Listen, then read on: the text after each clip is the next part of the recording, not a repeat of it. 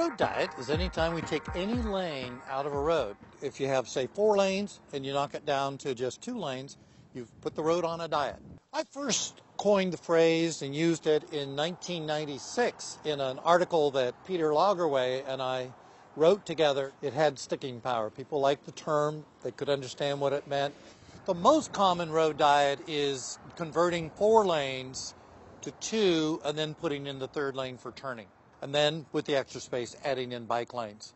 It's a way to reallocate space so the street performs more efficiently.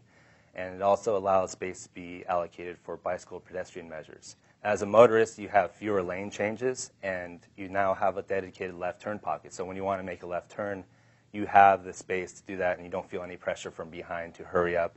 And that improves safety for the motorists and for pedestrians who are crossing the crosswalks. We've reallocated the space in the street to accommodate those that live here, that work here, that buy things here, versus privileging those that would just drive through here fast. We used to have a sidewalk where the curb went right through here. We extended it all the way out, so we still have through 2-car travel lanes here, but we shortened the distance for pedestrians by about 50%. When you have a road diet, typically you have 1 lane in each direction. And now the prudent driver is setting the speed and not the imprudent driver. So crashes come down. Another real benefit is that it makes it much easier to get across the street. If you're a pedestrian, you end up with less distance to cross. It's quieter, and you end up with more people walking and bicycling. We typically see more people socializing. And generally, we see the value of properties going up. One city that's way out in front of other cities is San Francisco. San Francisco is up to about 40 road diets, which I believe is the most of any North American city. We have all sorts of road diets where we went from 4 lanes to 3, 3 to 2. We are working on one that goes from 6 to 4. Back in the 1990s, Valencia Street was a 4-lane roadway, and the Bicycle Coalition in particular wanted to have a bicycle facility on the street because it was already very heavily used by bicyclists. So the bike lanes went in as a trial.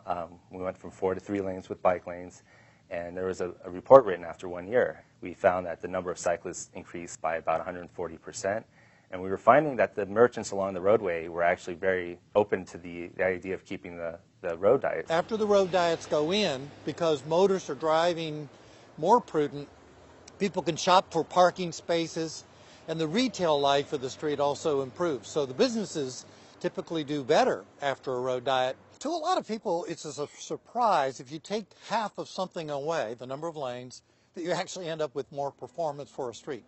And it just simply gets right down to the crunching the numbers. In science, if you have fewer of something, it can be more efficient. Road diet is one of the most cost-efficient ways to improve a roadway. You can do a mile of roadway for about $50,000, which is the cost of 1 sidewalk bulb out. Or to compare it, a traffic signal could cost $300,000 or $400,000. So we're in New Haven looking at some roadways that were way overbuilt. We got, as you can see, the roads empty a lot of the time. And then all of the space in between these 2 roads on either side was at one time all housing. And they bulldozed all of it in order to put a freeway in. Well, the freeway never came, never will come. And now we still have these very fast, very wide streets.